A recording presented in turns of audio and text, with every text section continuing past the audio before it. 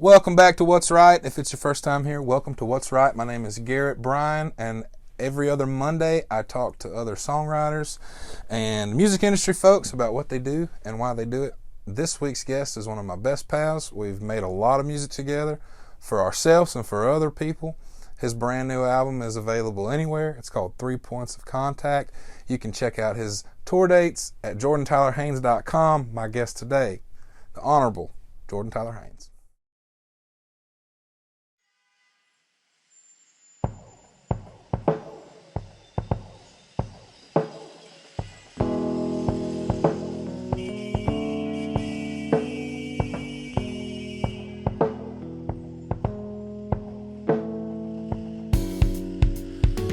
Writer, composer, producer. I'm doing the intros in front of people now. Nice. Writer, just for your episode. Owner and operator of the Junk Drawer. Producer. Multi-instrumentalist. Pretty good carpenter. And not a bad mechanic.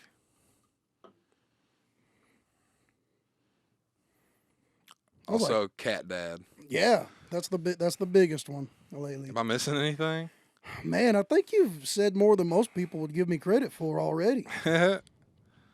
Like, was it always? Did it start with rock? Did it start with bluegrass? Like, you're a kid. What are you around? I was around bluegrass. Yeah. I was around classic country. Mm-hmm. I think I bore out like a Johnny Cash CD, Mm-hmm. a Willie Nelson CD, and a Hank Williams cassette.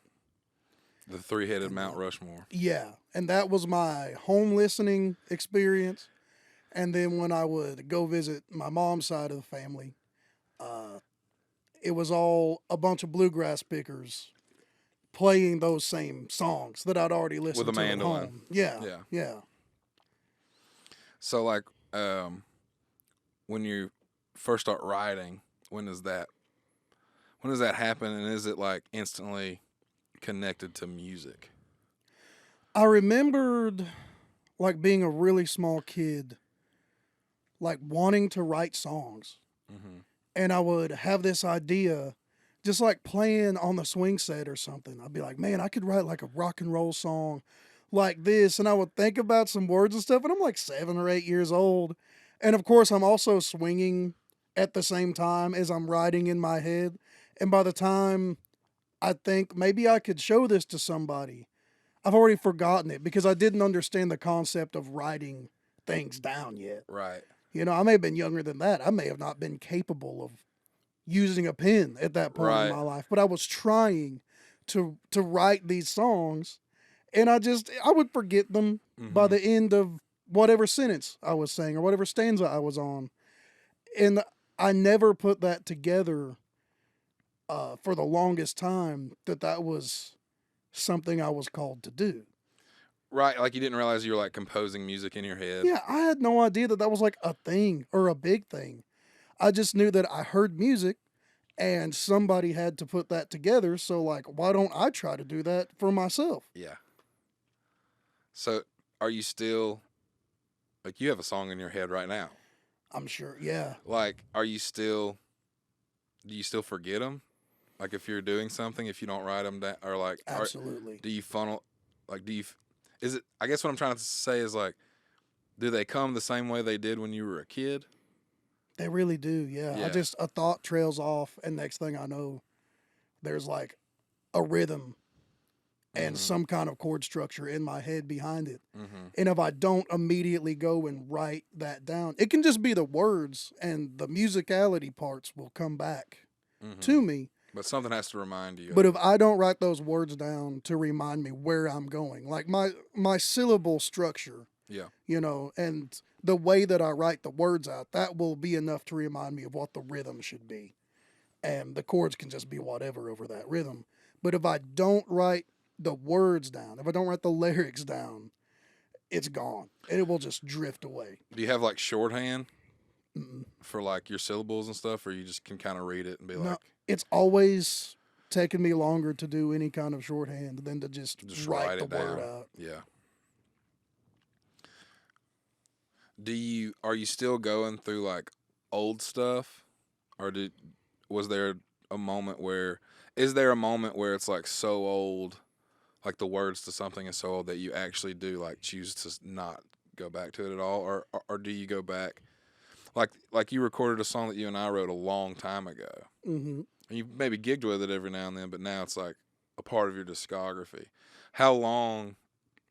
Like how long does it like make it too old? I don't know that there's ever been a too old. I don't think so either. There's been I've looked back and that wasn't very good. Like I Yeah. found that there was a reason Right. that I didn't do anything with this for so That's long. fair. It just wasn't very good. Yeah. But I've never gone back and found something. It's always like a little treasure.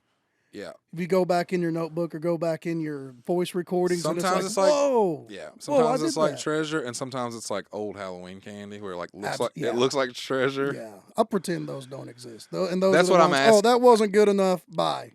You're out of here. So I'll like, just delete it. so there's tons of songs that are as old as "See Me More" is the title of that song, right? Go check out "See Me More." No, that Or wasn't. what It was mostly sedated. Mostly Sedated. Yeah, but we wrote both of them pretty whatever. Yeah, see me more time. What I don't know what we called it. Like whatever. 24 hours. Yeah, we wrote those very closely together. And I'm sorry, you're right. Mostly Sedated is the one we were talking about. That's on JT's Music. Go check that shit out. So there's tons of songs that we wrote. That other one being one of them. There's tons of songs that we wrote in that same time frame that maybe they just didn't. They weren't good enough. Yeah. Do you think that other one that we're talking about is good enough to record on a country album? Because there's things about it that are good, but because we dove so hard into like the wordplay of it all, I feel like it takes away. I think it does. Do you feel like we were just learning how to write songs then We really too? were. And so like we were using tools like wordplay. Do you think now, like when you're really trying to make something that like transcends like a feeling, like can you like not trust those tools really?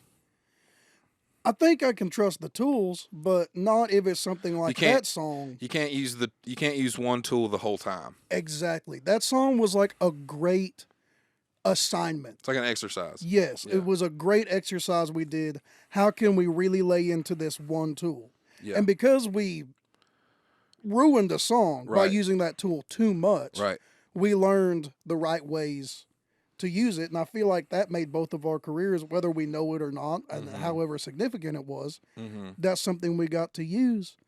And I'm a firm believer that to find like how much you should do something, how much is appropriate, Yes. you have to go past. Gotta overdo. Yes, because you're never going to reach that point. And we did it with that song, with trying to make that song. I know we're talking to like people who will never hear this. I could do like an acoustic video of that song like just to show as an example for sure. Yeah, but the way that we were just like the end of every line should be the beginning of the next line. Yeah, exactly. That's a great way to explain it. Yeah. And that's the tool we're talking about, but we did that for every phrase. Every is where we went wrong. Every single time. Yeah, the end of every line should not be the beginning of every other line. Exactly. But every now and then. I was listening to that song the other day, and one line ends with before, and the next line starts 5 and 6. Yeah. And I was like, that's where we went wrong. Like we leaned, like that's probably like the third line in. And I was like, if it was just maybe the first couple lines, or if that tool was just tucked away somewhere in the song, it would have more of an impact. Now it's just a guessing game now. When you're listening to it, you're not allowing the song to be a story now. It's just like I'm trying to guess what's the first word or the last word. Yeah, and I feel like that's a mistake a lot of writers make, young writers like we were. Yeah. Is you do something, that 4, 5, and 6 thing, we did that, and that was so awesome. It was great. It was so cool that it came out of our brains, and we couldn't just let go of that. We had to put it down, yeah. Yeah, and we couldn't just let the next lines of the song be their own thing. Everything else had to be related to that one cool, mind-blowing thing. Right. It's taken a long time to learn that something can be really cool and mind-blowing once, and then you can move on from it. Right. Yeah. It's like I want to get my mind blown the whole time. Yeah. But I do feel like if someone's committing to like I'm writing songs and I'm doing it. Yeah, I feel like the first few years like should be spent on exercising. Like that. We didn't even necessarily realize it, but like that song was just like an exercise. Yes. And it's okay to not be super mindful when you know, but I do think it's good to like it's good to decide what exercises you're gonna do. For I have this song that I want to put on my next album, and you've heard it a million times, and it's called Everybody, and it's really like there's some funny parts of it and there's some tender parts of it, but it's basically just like a statement thing, you know. And I truly, even though I wrote it a few years ago, I like still resonate with it, with the message of it and stuff. And for like I may have told you this, but like for like 6 weeks or so before I wrote that song, I like the exercise I was giving myself was like I got one of these things from Dallas Owens. It was like a whole list of words not to use. That songs that you would just see in songs a lot, like cigarettes or the moon or rain or love, just like words that would just come up in songs a lot. It was just a big list of those. And so I didn't use any of those words, and I made myself write songs. None of them were good. None of them were great. Like that whole list, looking back, was like everything that unifies everyone. Yeah. That just like, you know what I'm saying, in a weird way, or like. But so none of those songs were necessarily good. But it was good to like go in and like give myself rules like before I even start something, and then when I decided to be like I'm done with this exercise, you know, that I was doing for a few weeks. The next time I like sat down to like just write and just let it be, that song came out, and it, like is you know I think some of it was because I made myself not say stuff for a while, and so it could kind of fester up a little bit, so I got like really say it in a way that isn't just presently. It's like maybe like a more, just like a bigger truth, maybe, you know. What are you doing any? At this point, none of this feels like exercising and practice anymore. It always feels like, what's the word I'm looking for? Like when you show up and just do it. What's the word I'm looking for? You show up and just do it. Like, that's game day, baby. I know, yeah. We're not practicing anymore. I guess, gosh, exactly. Well, like, what's the word I'm looking for? Damn. I have to think about it. But it's basically like, yeah, people are looking for results, and you're looking for results out of yourself too.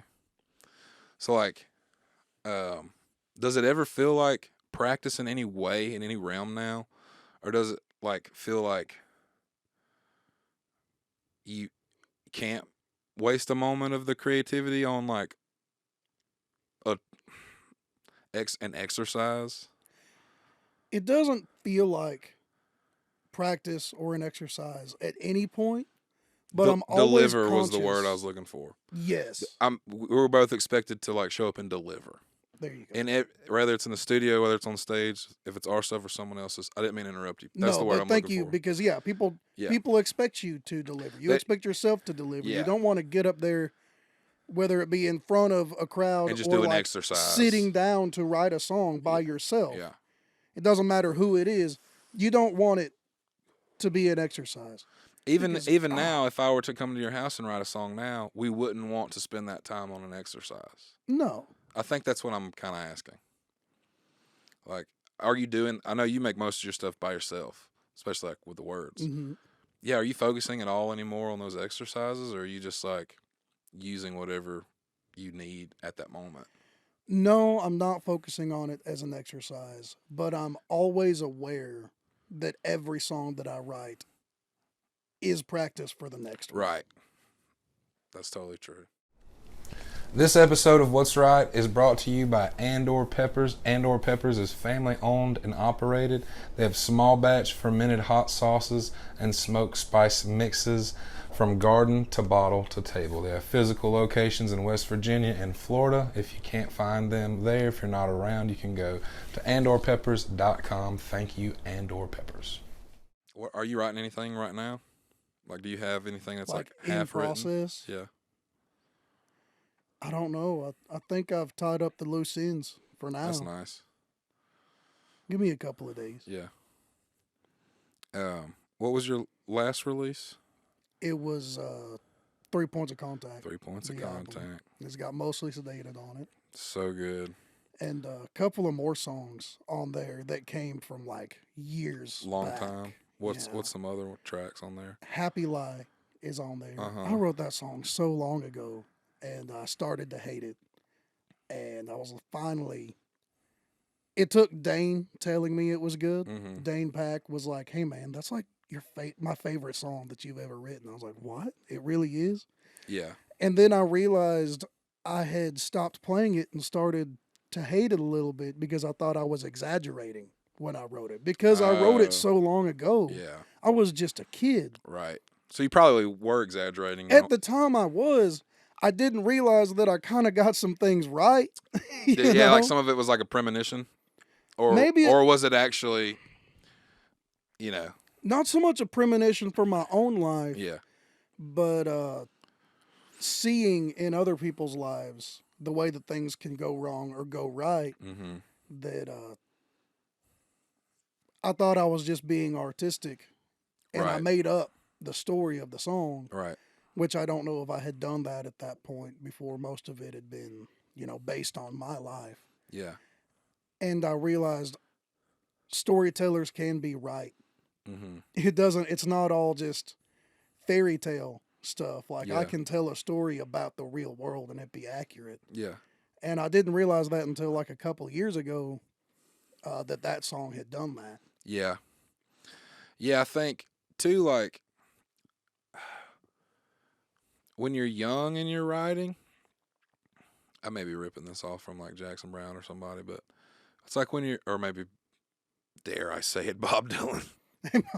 I'm going to leave. But those guys talk about songwriting quite a bit, and probably one of those dudes said it. But, like, do you think there's something about, like, being a young writer, like someone that's super inspired, and they're young, so they're probably dumb and unexperienced in life. But do you think there's something about their lens when they're writing that like hits a more universal truth than sometimes someone in that same space being like done it a lot more? Mm-hmm. Do you think that's true? I do. Do you think like in that time you and I, 19, 20 years old, we're writing a lot, and a lot of it is for exercise, even if we didn't know that. Do you think maybe we have some more metaphorical truths that are more universal that we wrote then than we can even scratch now just because we're older or just because we've done it longer? I think there were some that maybe came more naturally to us back then. Uh-huh. Because there's this beauty in being so young that the way that you look at the world is a dream. You haven't got to experience anything firsthand yet. Yeah. So you're writing about these experiences that you haven't had. Right. You've just observed and are dreaming about what could the world be. Yeah. And as you get older, it kind of narrows down Starts into what solidifying. you have done. Yeah. And that's not to say that you lose the ability to speak universally when you get older. It's just different. Yeah. And it's beautiful in a different way. Right. But there's something beautiful about a young person writing about this world that they haven't even got to really experience yet. Yeah. For sure. Young John Prine and old John Prine. Both very beautiful ways of talking about the world. Yeah. But John Prine wasn't necessarily young when he started his career. But you can see some of those songs came from a more dreamy outlook, looking at the world and saying, what could it be? and you can see in some of his later songs he has a better scope at, well, what have I done, Right. and what can I make from that. Right. It's all beautiful and it's all awesome. It's just Yeah. the perspective changes with time, and it's cool to see. I think no one expects to age. Is that weird to say? No, like people just blink and they're 50. Yeah, man. You know? I blinked and I was 27. Yeah. Yeah, it's like one. Yeah, we were both 17, lying to people about being 27, and then we blinked, and now we are 27. Mm-hmm. I have another question about writing, but I want to ask you a question about singing too. But the writing one being, do you remember the first one that you kept? The first song that you kept? I think it was Shoebox. Wow. Yeah. How many songs do you think you wrote before you wrote Shoebox? Realistically. It honestly wasn't a ton, Wow, really? because my writing was very, very few and far between back then. So I would write one song and really pick apart everything I did or didn't like about it. Yeah. And do that for a while. And you do that long enough, and it feels like you've written a couple dozen songs, and maybe it's only 6 or 7. Oh wow. Okay. I feel like I really needed to actually write those. Mm-hmm. I don't know why, but I feel like I needed I needed the conditioning. Does that make sense? Absolutely. Like, yeah, if you had only written 20 songs or so, and then you get a song like Shoebox. Yeah, Shoebox is a beautiful song. It's like the ballad on JT's first album, and it's like it's the cult following favorite It really of your is. fan base, 100%. It's like a moment in the show. It's like a breath. It's kind of like a breath of air, but it's still pretty intense, even though it's like a ballad. Yeah, I can't believe I would have kept that song too. But it's hard for me to believe like it didn't take like 100 songs to get there. I looked out that I got that song so early. Yeah, it like put a bar. It really did, and it showed me what worked. Sorry. Super early on, you know? Yeah. And it was like, oh, that like does a thing to me. Like I wrote that, and now Right. I read it, and it's still doing the thing to me. I think what can I learn the same way the first few songs. Yeah. Really pull those apart. Now that Shoebox is written, I get to pull that one apart and be like, what makes me tick with this one? What are the good things? Were any of those questions coming from because you saw how other people reacted to it? Were you like, because I remember when you wrote that song, and I remember reacting differently to Mhm. it, and I think I remember seeing people react differently to it. Everybody knows when they hear a good song, Yeah. and if that was your first good song, people are going to react differently to it. Yeah, man. And I'm Does that still doing that. with that song? With that song, You're I'm like- still like, So like, is whatever is in this song still an ingredient in my music? Is that what you're asking yourself? a little bit. Yeah. What does that even look like? As far as like music. Dude, I don't know. I'm still trying to figure that What one out. Just to be objective about it, that song has very few chord changes. There's nothing's keeping you guessing. Like once it starts, you're like, all right, here we are. Mhm. There's not a lot of layers to the production, and it's just an honest delivery. Not to say any of your other stuff isn't that, but I know that's what that song is, and Yeah. I think, but also too, like that thing resonates just with you by yourself. So like, what's going on with the words? Is that the type of Mhm. questions you're asking yourself? Absolutely. It's like And I need to be that whatever impact. I need to be able to do that by myself with one Yes. instrument. What's like some songs off of this last release, 3 Points of Contact, that like do that with you? Happy Lie's the one. Damn, and that one's really, almost as old. and it's almost as old as Shoebox. So yeah, I've definitely gone down some like mental rabbit holes that maybe I shouldn't be going that far down, because Right. it could be a little unhealthy for me. Just of did I forget how to talk to myself? Right. Such a legitimate question. And I've been with my later writing pretty much since that album has come out. I've started to really look into, do I like this? Yeah. Am I creating, like, forget thinking about what resonates with other people. Right. Because when I wrote a lot of my favorite songs of mine, I wasn't thinking about what other people are going to think about it. That was the last thing that I was thinking about. Right. And I've started to realize I've got to get back to really writing songs that are for me. Yeah. Because that's what leads to that honest delivery that you were speaking about. Right. That turns into other people get it. Right. Yeah, it's like you have to get it. Yeah. If you're conveying it to them, you have to get it. And it's not to say that I haven't liked my last batch of songs. No, I know. I get it. But there's something magical about, right? Like there's something about those two songs that you feel so distant from, mm-hmm. but you can still, like, there's something about, you're like, it almost sometimes doesn't feel like you made it because it's been so long ago, right?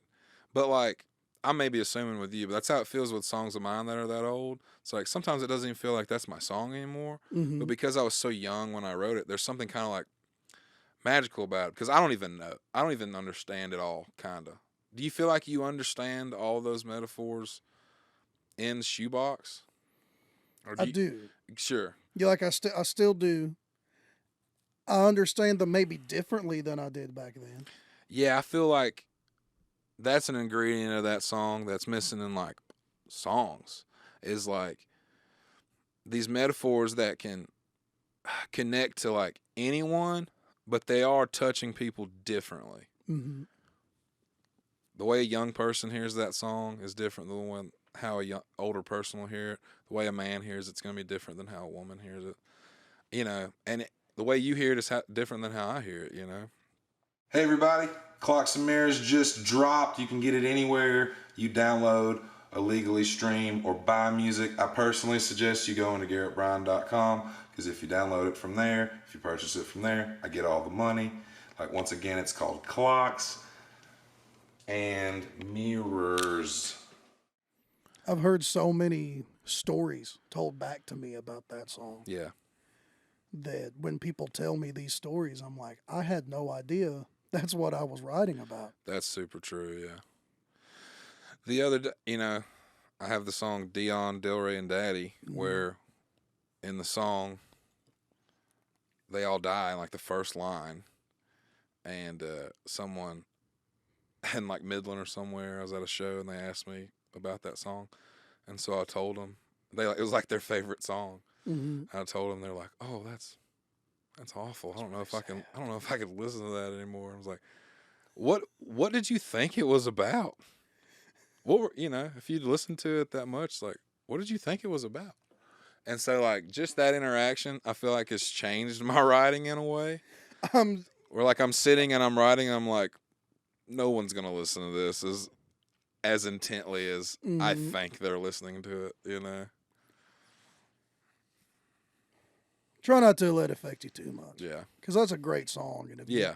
The world will be better if you don't get shied away from writing songs intentionally in that way. Yeah, man. Yeah. Like, you can't let that mess with you because whatever he was getting from that song. Yeah. Before it was a lady. Before she got the truth. Yeah, yeah.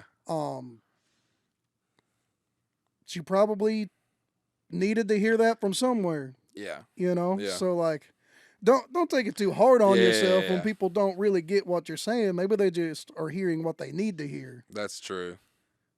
Yeah, well, I mean, I have moments where I'm listening to songs that are like baked into my just like in culture. Mm-hmm. You haven't heard them. And then all of a sudden, like, you'll hear a line in it for like the first time ever. Yeah. You know, songs like, I don't know, anything could be an example, but I mean, like, you know, something that's just everywhere. A Beatles song, a Journey song, something like that, a Queen song that you've heard since, you know, forever, and all of a sudden you actually hear a line, you're like, wow. How did I go this long hearing this, listening to this song, and never even hearing that? I had a thought like that about an Incubus song not too long ago, and I remember the don't know line? what line or what song or what the thought I had was, but I know it was like that. Like, I am understanding this song for the first time. That band has a lot of those. They A do. lot of songs like that. Are you like what genre would you say 3 Points of Contact really was? Like, It was, I was trying to pull as much from like old school red dirt and alt country as I Yeah. could. yeah. For sure. And with songs like, are you still pulling like influences with songs like that from like a band like Incubus? Or are you leaving that for like more experimental sounding records and songs? Especially lately, I've been pulling a lot from like Incubus. Like I'm old just Incubus words stuff. wise, like I'm asking like Like as 'cause, like, far as the 'cause- actual lyrical like writing the content lyric goes. stuff, because like sometimes the reason I ask is like 3 Points of Contact has a lot of like it's very conventional Mm-hmm. compositions, and so I'm wondering like even in that space, are you taking like unconventional influences in to this more conventional sounding thing? Yes, I don't narrow down my lyrical influences Mhm. nearly as much as Mhm. musical. Mm-hmm. I like to take influence from rock and R&B just as much as country if I'm writing a country song. Like, Yeah. I try to avoid having the thought, like I never want to have the thought, and I don't think I ever have, what word should I use here to make this country song happen? You know what I mean? Like, I don't want to get genre specific with my lyrics. I try to Right. make that so independent from the music. Like, I want my lyrics and my music to have almost nothing to do with each other. Who else does that? I don't really know particularly. I don't either. I don't know a lot about a lot of writers' processes, you know. Right. Nor do you give a shit. I mean, it's a good song or it's a bad song. That's you know? fair, and that like Their that process that is good. enough. It works or it doesn't, you know? Yeah, yeah. Did you listen to Turnpike's new album? I haven't listened to it yet. I listened to the first couple of singles, I think, and they were really good. And I've been waiting for the right moment to dive into that album. I just hasn't been there yet. Have you? Is yeah, it good? Yeah, me and Gage listened to it. It's awesome. Yeah. Yep. I mean, it's everything you want it to be, except for it's the only thing it's lacking is a shit hot fast jig. It doesn't have one? It doesn't have one Oh, that like man. it has a couple that maybe hit like third gear, but nothing on it really. Nothing on it's like hauling ass, Mhm. and I really wanted them to have like one. If it wasn't, how am I going to word this? It's very mature. It's grown. I mean, this is a big boy So Turnpike record. what I was going to ask, if the name Turnpike Troubadours was not on that, Yeah, like if you had never listened to a Turnpike album before this, yeah. does the album listening from start to finish by itself in a vacuum make you wish that there was something just shit hot fast on? No, it? if it Okay, if it so wasn't my own, like if it wasn't my own in like whatever my fandom of Mhm. Turnpike, I wouldn't have even thought that. I would have listened to it and I've been like, this is incredible songwriting. Yeah, That's good. good. That would have been my only thought. I mean, it's sonically it is a Turnpike album. Mhm. Whatever that means to you, that's what that is. But yeah, the writing is just as good as it's ever been. Like if those same tracks came out and it was like Evan Felker solo, I wouldn't have even had that thought. Okay, I'd have just hear been, that. just Yeah. because it's Turnpike, I just wanted them to haul ass for one Mhm. track. They're really good at that. So it's like, Yeah. hey, come on, man. Yeah. Come up. Yeah. But Yeah. I'm excited to listen to it, especially knowing that they did that good of a job putting it together as a standalone piece of work. It's good, and Excited to hear it was good to listen to it as one listen, as most albums are. But it was good to listen to it as one listen because there's some themes that kind of just, there's some imagery that like reoccurs. Mhm. You know what I mean? That's cool. And it's not in like a concept-y type way, just in like a, he's painting all these things, they're happening in like this maybe not this particular area, but whatever area he's describing, like all this shit's going down in, Mhm. It was good. This episode of What's Right is brought to you by Fio Music Group. Fio Music Group is a record label based in Texas that's signed to myself, as well as Dane Pack, Peter Sinclair, and others. They're the reason the lights are on most of the time for all of those households. They've partnered with Yellow Dog Studios so that we're able to have nice things like vinyl records with production value. You can learn more about Fio Music Group by going to the website fiomusicgroup.com. Yeah. Do you have any... You working on new stuff? Of mine? Yeah. Not actively. I've got a song that I bunkered down in the studio. I think it's been a couple years now since I did it, and I recorded this song. It's called Room 31. Maybe I'll put it up before too long or something. I don't know. Yeah. And I mixed it a while back, and a week or two ago I sat down to master it, get it up to level, and I hated everything I did.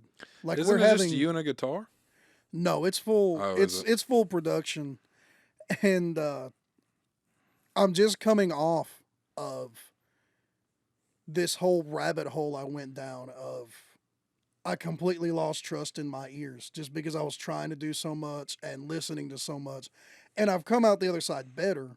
I have to do this every now and then. I'm just listening to so many things, trying to pull from every influence that I can. And it turns out, this is going back to like the exercise kind of thing. I didn't know this was an exercise at the time I was ruining this song.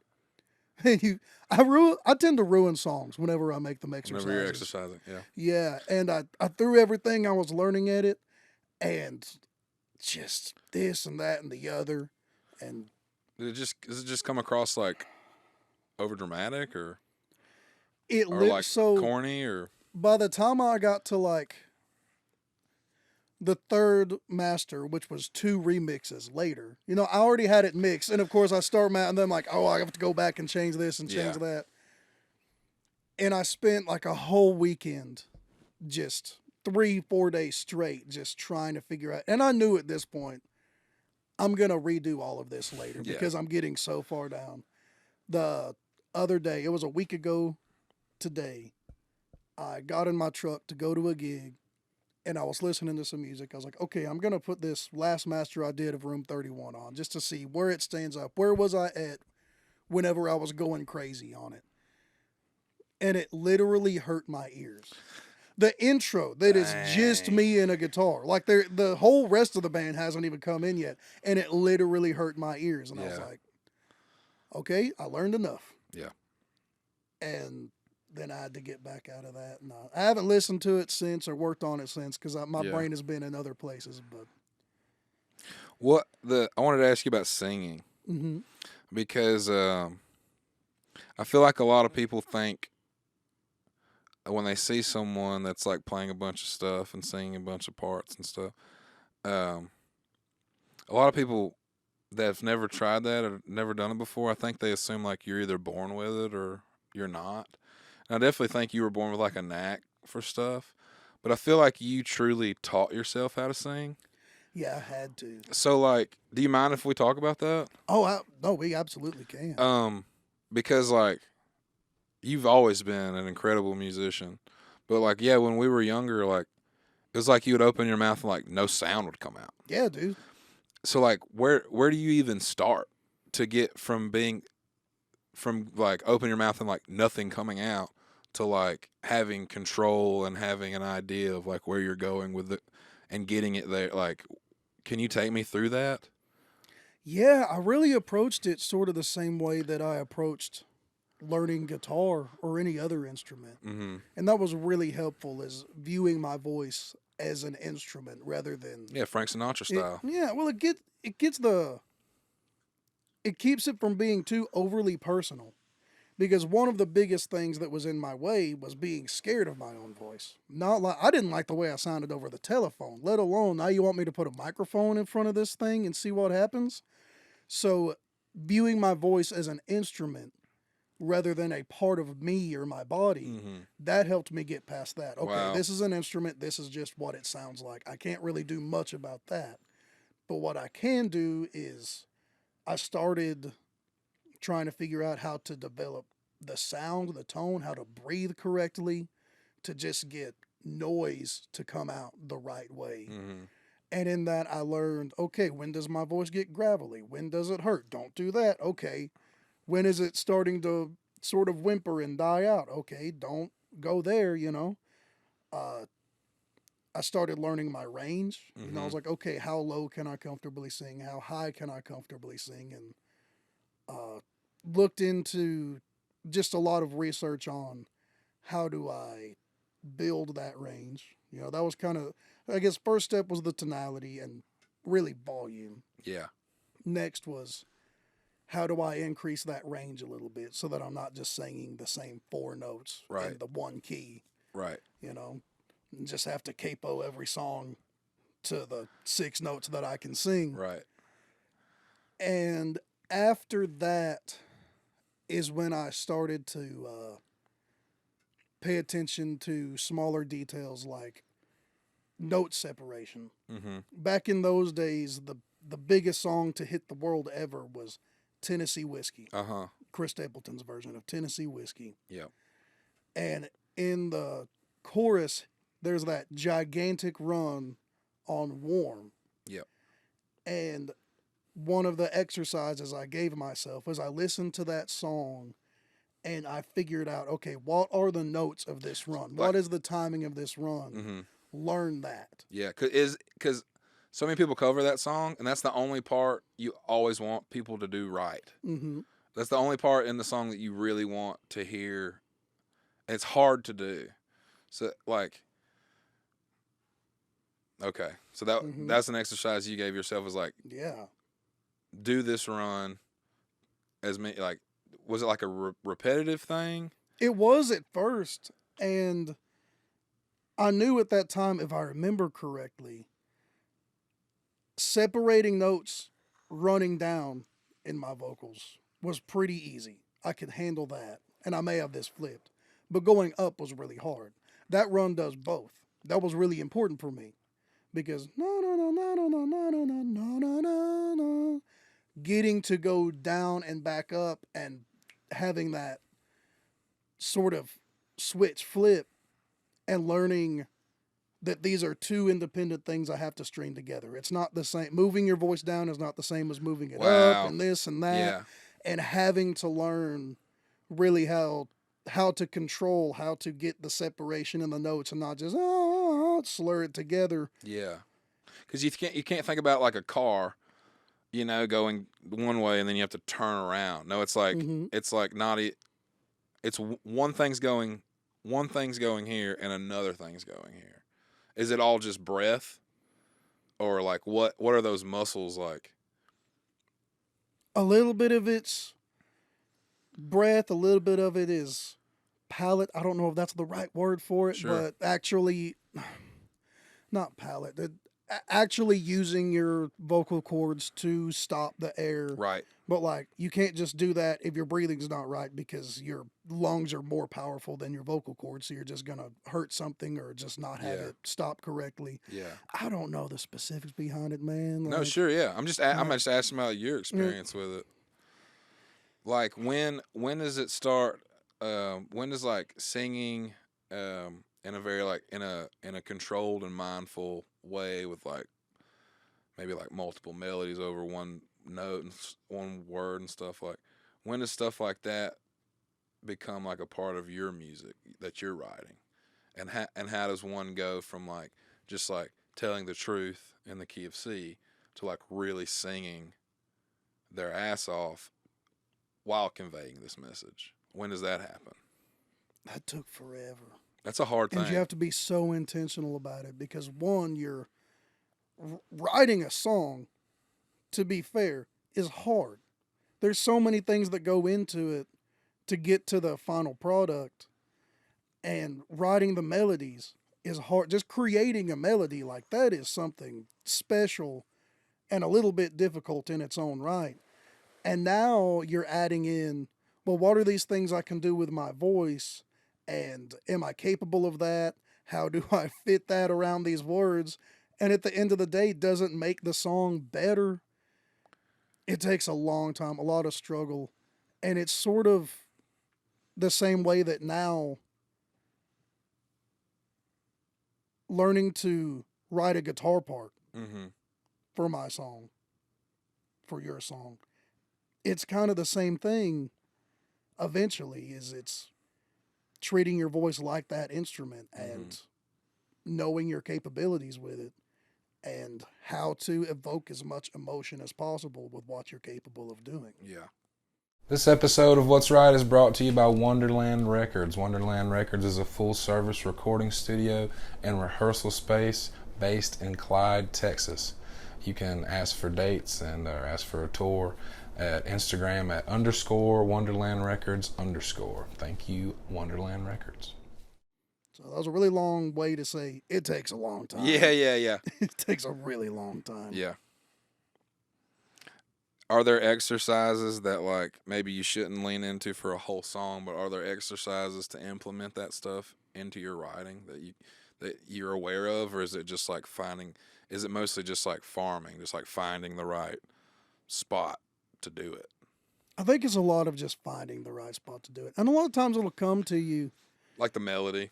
Yeah. Yeah. Like we're always pulling from somewhere. Yeah. And I find myself getting lost in the emotion of the song, and I'll somehow in my brain make a connection to some melody that I've heard, vocal or not. Yeah. And you sort of know, okay, that's where Yeah. we do something like Yeah, this. so maybe just like listening to singers doing that more often will kind of help. Paying more attention to it. Yeah. Everybody who's thinking about writing a song, we've all heard enough songs. Right. Have we paid attention to enough songs? Right. My short answer is yes, I've paid attention to enough songs, but there's plenty of songs that deserve my attention that I have never even heard. Like, I can't even name them.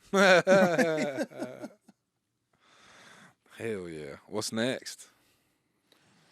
What is next? Yeah. For me? Not that anything Wow. not that anything even has to be next. If you would have said retirement, that would have been fine. Right? But like, is it at this point? Is it just living life? No. What is it? I've always got an idea for what I want to be next. Is it always an album? It's not always an album, and it doesn't always stay the same by the time I get to whatever is next. That's fair. But right now I've got some singles I'm thinking about, you know. Is it always music? Yeah. Like with what you're thinking of ahead? Like we're never going to see like a screenplay from you or a book or... I don't plan on it because those things don't... They don't interest you really? They interest me a lot. Yeah. But they don't pull me towards them. Music right. pulls You're not a me magnet to towards that. it. I resonate with that so much, JT. Because, like, honestly, there's other things that I feel like I could do pretty well. And that's like, I think that's maybe the first time I've ever even said that. I've always said I can't do anything else. Yeah. I think there's plenty look of. at you. I think there's plenty of things I could do well, especially in the writing world. I could go, probably be like a journalist or something. I don't know, teach English or something. Yeah, you know, you totally could. Yeah, but drawn music. to it? Yeah, it's like I'm a magnet to music, and like I love words. And I love like breaking down syllables and rhymes and stuff like that. I love language and stuff. But music. It's like, regardless of that stuff, music. Yeah, like you said, I'm just a magnet to it. I don't know if I'm a magnet or a slave, but I'm drawn to it, either one. What's the difference, man? Dude, thanks for doing this. Dude, thanks for asking me. This was way better than the last time. I knew it would be. I really knew it would be. The last time was like I had just started doing it, and it was like this formal thing to me. It felt formal anyway, to just be like, to ask people about their processes. And I've worked with you for so long that like I felt like I was just asking you questions I already knew. But now we work separately so much now. It's nice to like come together and like pick each other's brains and stuff. So yeah, got your website up. Got the website up. Got the all that fucking stuff. music out. Got the merch out. Making records at the junk drawer. All right, thanks, dude.